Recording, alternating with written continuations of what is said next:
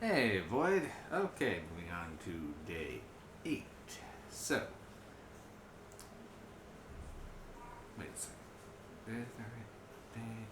Yeah, day 8. Days are running together for me a little bit. So, okay.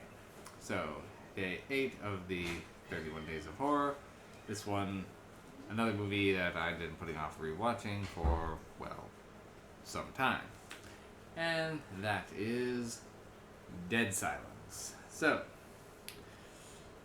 been a while since I've seen this one.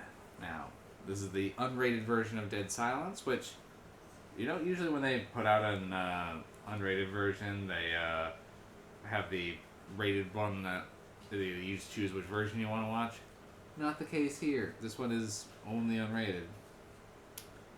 So, this one is another cool collaboration between James Wan and Lee Wanell, and with Wan directing, both of them writing, or both of them creating the story, and then Wanell doing the screenplay. Though there was a lot more studio interference on this one, and Lee was not as thrilled with the ending product. So, this one I actually do have a pretty positive opinion of for the most part. Things do work fairly well, though towards the end a little bit too much CG is being thrown around, but overall the main story here is kind of working, though some the decisions that the main character makes are a little baffling. So, where to start? Well, I guess the rhyme. Beware the stare of Mary Shaw. She has no children, only dolls. If you see her in your dreams, be sure you never ever scream, or she'll rip your tongue out at the seam. So, that's kind of the backdrop that we have to work with here. So, the movie opens with a guy and his wife just chilling. So, he goes to get then they get a mysterious package containing a ventriloquist dummy. Weird. Which reminds them of that nursery rhyme back from their hometown, a little place called Raven's Fair. So, then after thinking that's weird, he goes to get some food, comes back and oops, she's dead, and posed like a ventriloquist dummy. That mysterious dummy is just kind of laying on the floor, and oh yeah, her tongue's ripped out. Well, as there's no sense of struggle, no sense of forced entry, and he was the last person to see her. Well, he's kind of being looked at by a cop, played by Donnie Wahlberg. I'm pretty sure he's played the same character from Saw 2, really. It's very similar in demeanor. Anyway, where was I? Right. So, while they don't have enough to hold him, Donnie is definitely pointing fingers at him, saying, "It's not you." Probably, sure, but you might want to come up with an alibi.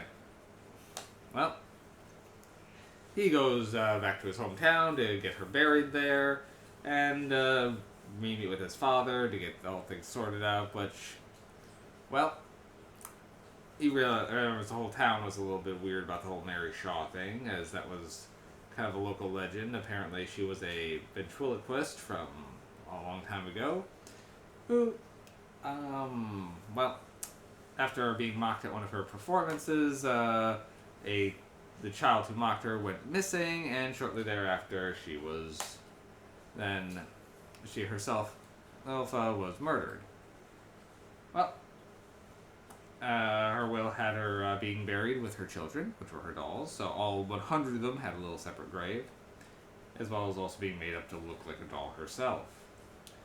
Well, after that, people started dying and being posed in mysterious ways with their tongues missing. Well, so he's back and he's starting to investigate this. Why is this dummy here? Who dug it up? What's going on? And Donnie Wahlberg is on his trail because, he just walked off with the evidence. And he reconvenes with his father, who's had a stroke and is now wheelchair bound, who's a very difficult man. They only play with the father in this movie a little bit, but there's some payoff there that doesn't work. But then it's pretty much him running down the clues, following tips from like a mortician, and trying to figure out how to save himself from Mary Shaw, as she seems to be keen on him. Alright, so first off, some positives. Ventriloquist dolls are creepy as fuck.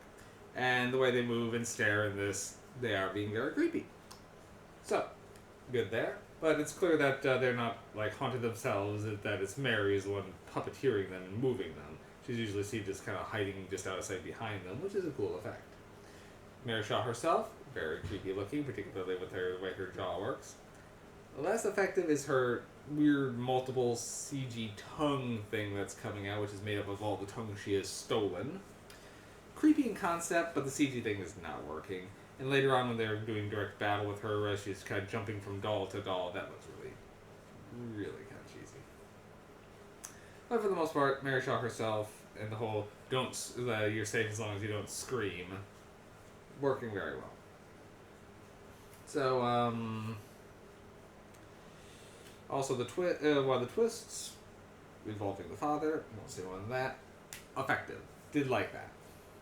But you can tell that there was supposed to be more going on with the father than they actually ended up on screen. It just felt like that was they just tacked it on rather than building up what they should have been for it. Also, the main character makes some strange decisions, like, okay, the cop just followed him to this town to take the dummy back. Like, hey, this is evidence. Why are you trying to bury this? Also, why is he burying the doll?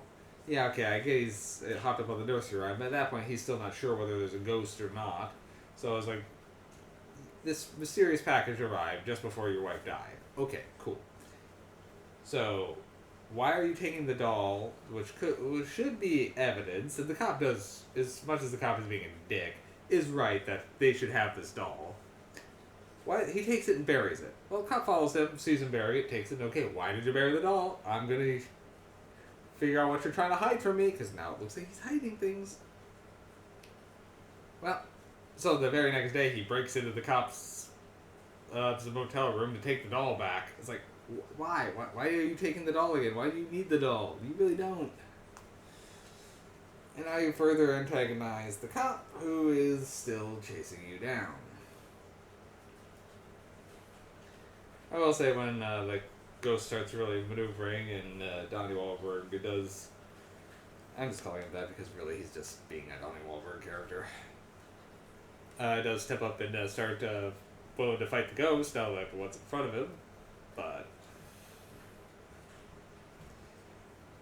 the movie's flawed, sure, but it's still an entertaining film. It's a very dingy-looking movie. Very... not a brightly colored flick. But there's some cool mythology that they're trying to build up here.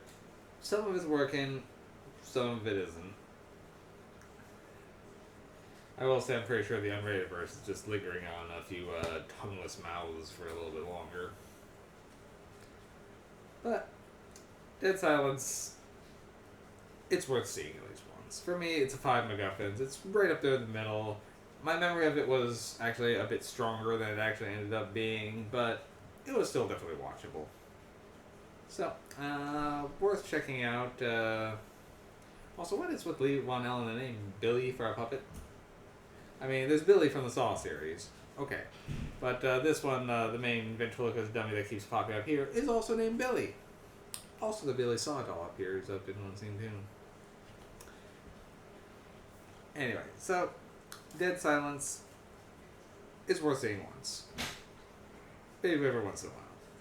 But it's mostly had a lot more potential. Doesn't quite live up to it, but I'll still give it a 5. Alright. All on this one for now. See you later, everybody.